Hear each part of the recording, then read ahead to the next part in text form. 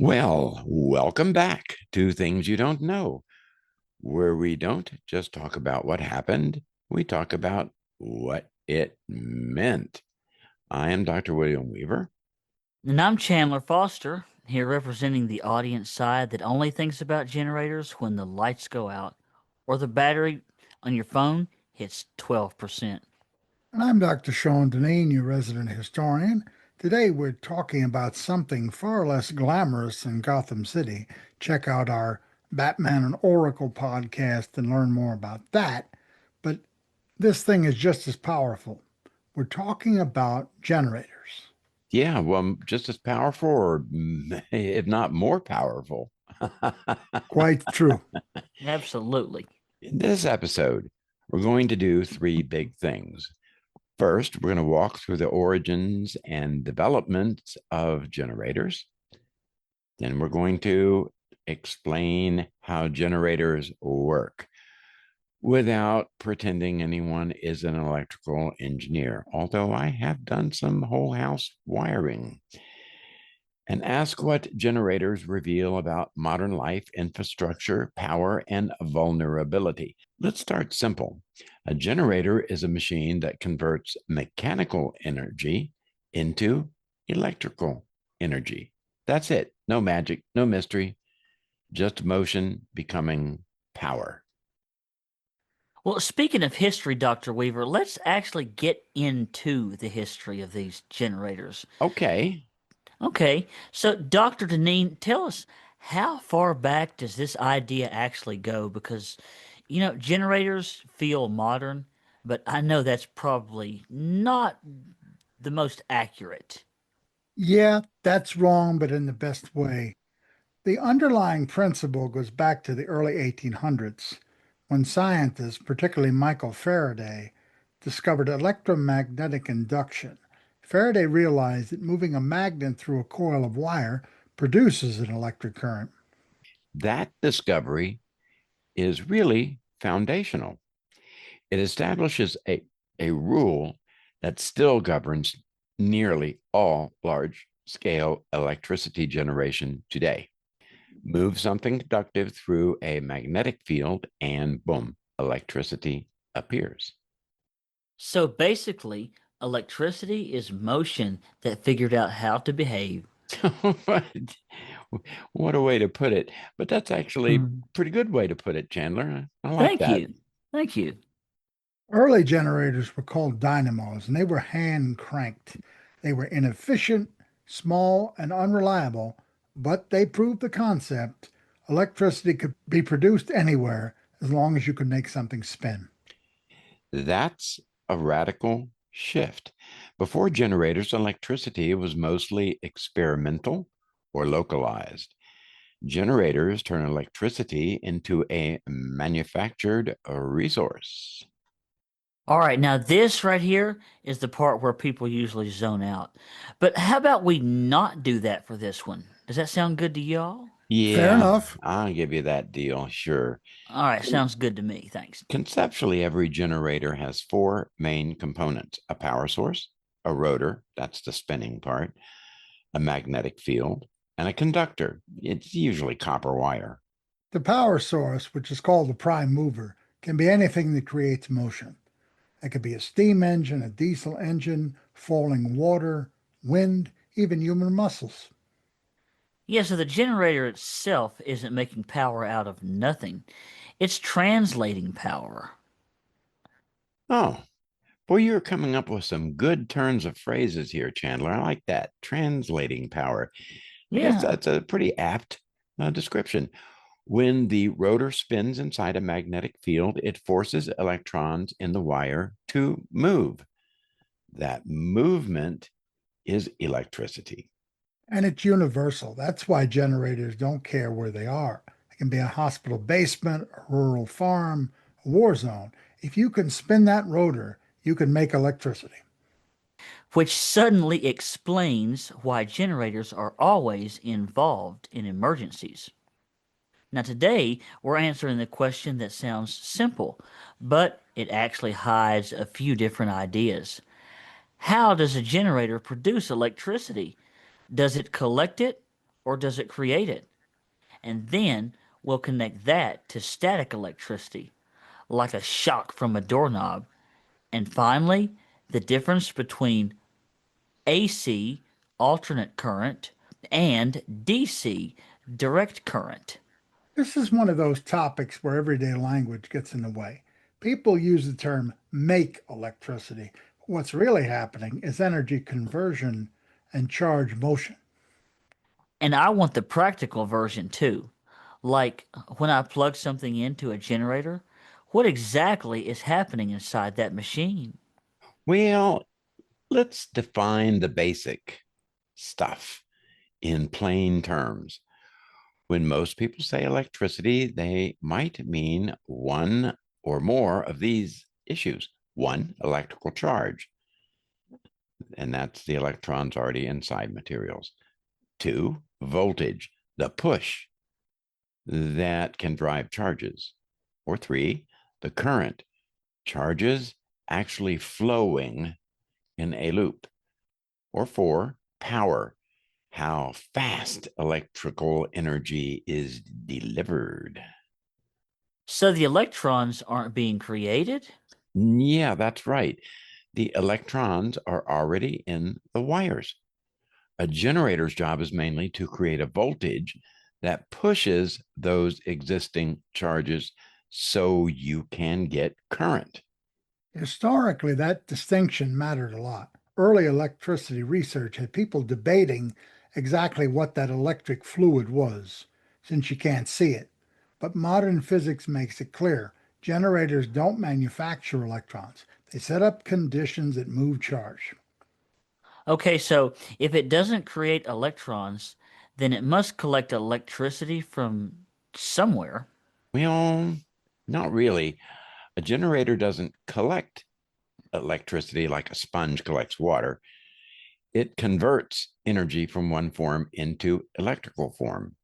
Think of it this way, ladies and gentlemen.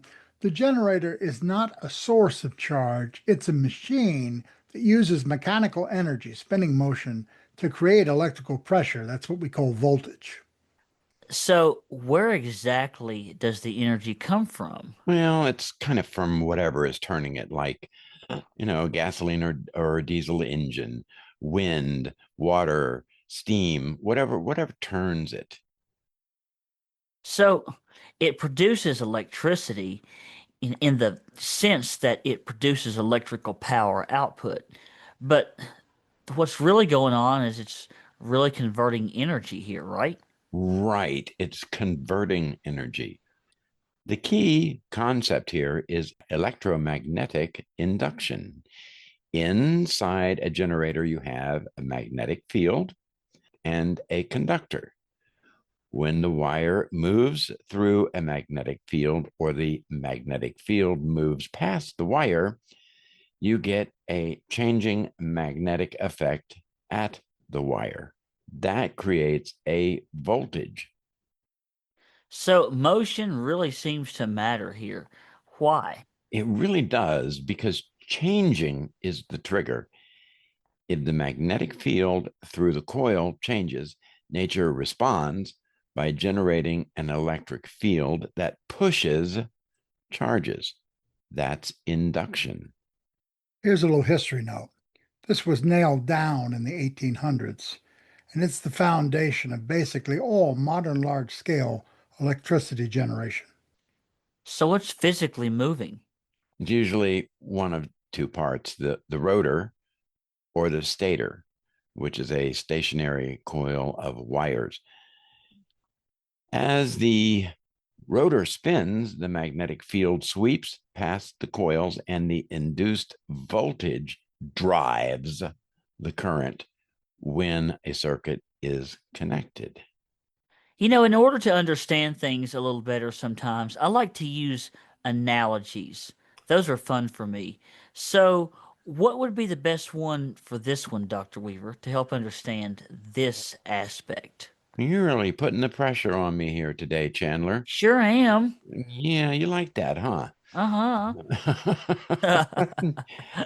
Okay, let's see. A generator is like a pump that creates pressure to make something flow. Okay. Except instead of water pressure causing water flow, it creates electric pressure, which we call voltage, which causes charge flow, which is the current. Now, that's pretty cool. But now, what about static electricity, like rubbing socks on carpet? Now, that feels totally different. But is it the same thing, though? Well, it's the same underlying charge physics, but it's different behavior. Static electricity is mostly about charge buildup and sudden discharge, not a steady flow. Static often comes from friction, a contact between different materials. Electrons get transferred, so one object has an extra number of negative electrons and the other has fewer, that's those are positive electrons. That separation creates a big voltage difference. So that's why I can get a shock? Yeah, and sometimes you probably deserve it, man. I would say so. And let's don't even mention Dr. Deneen. We could shock him. That would be fun. You Yeah, it have, would both be. of you, many times. Here you go. So yeah, that's why you get the shock. The built-up charge sits there because air and many surfaces don't let it flow easily. Then when you touch something conductive like a doorknob or say another person or something, the charge suddenly becomes equalized and zap, a spark. Ooh, so static is like a charge stuck in place until it jumps. You got it. You got it.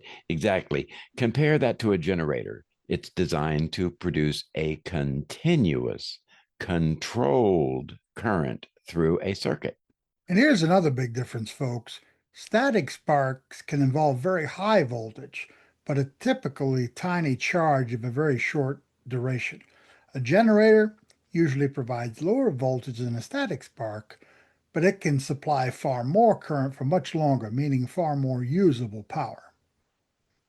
All right, now I want to turn our attention now to alternate current versus direct current. Let's talk about what's actually different. Okay, alternate current, AC, and direct current, DC.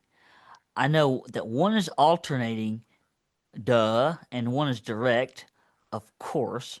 But what does that actually mean in real life? Put it in layman's terms for us, Dr. Weaver.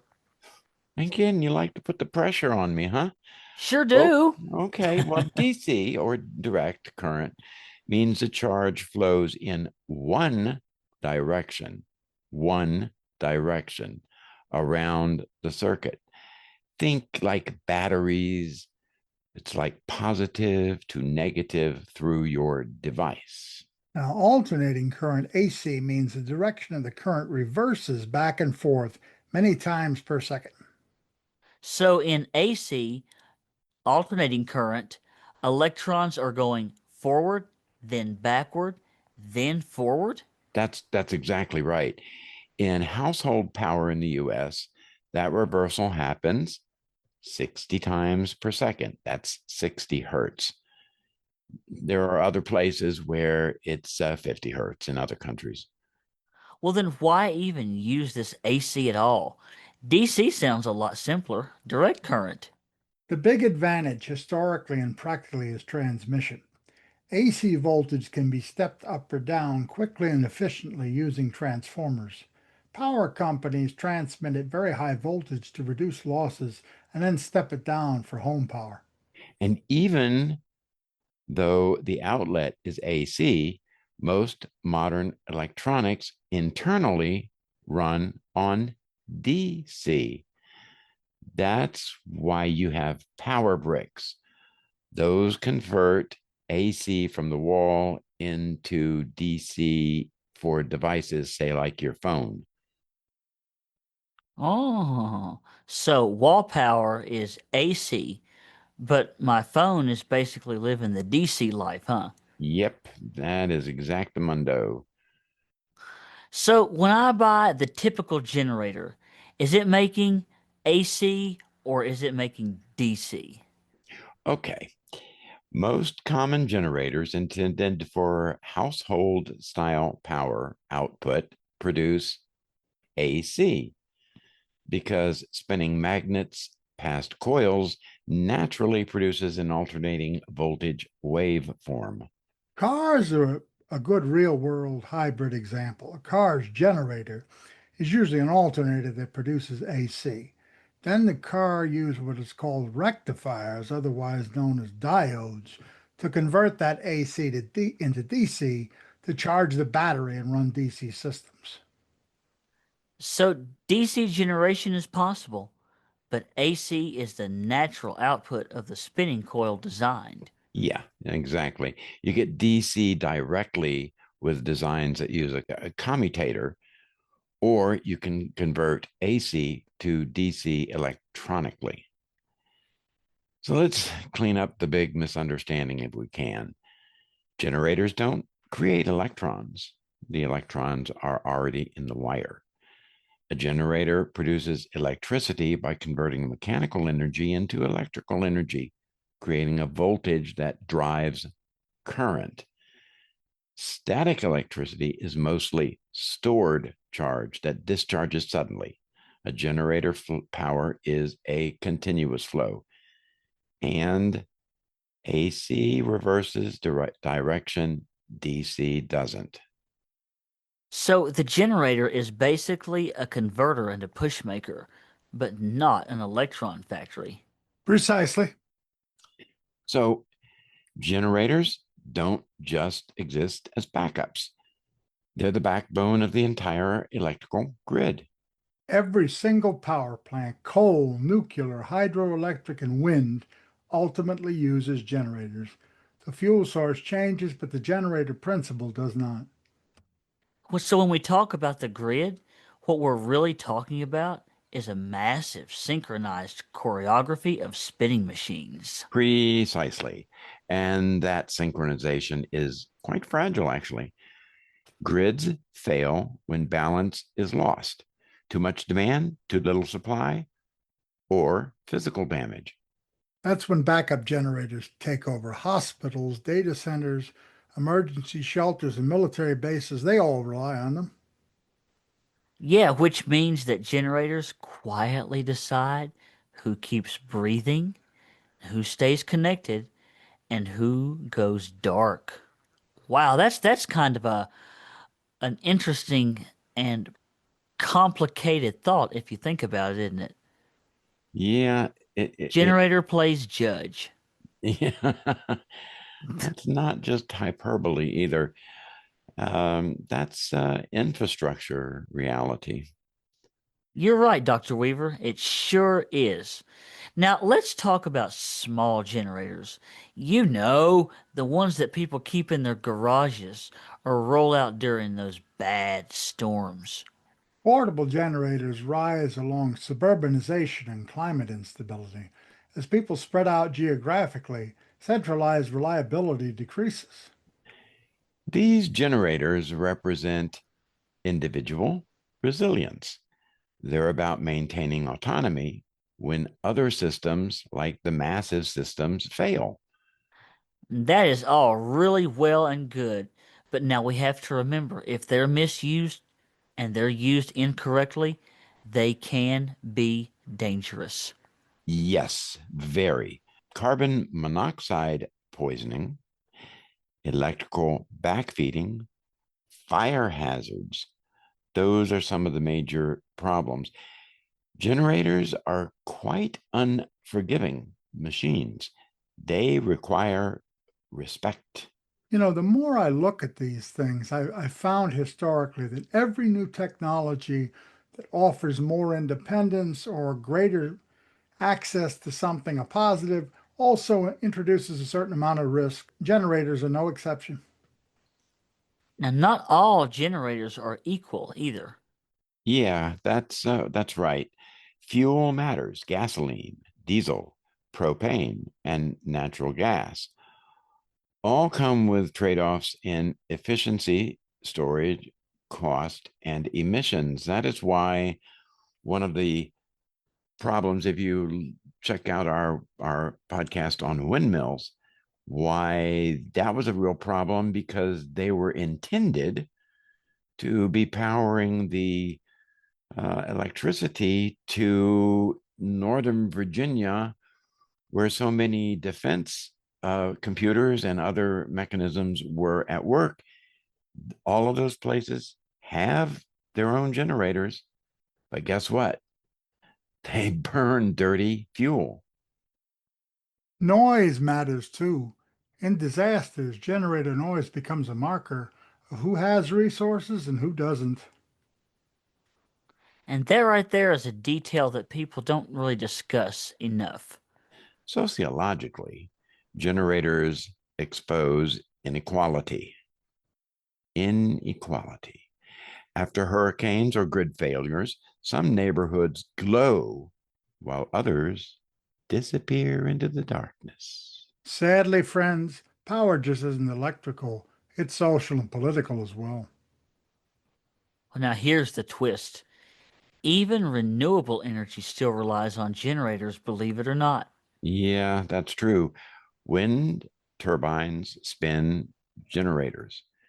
Hydroelectric dams spin generators.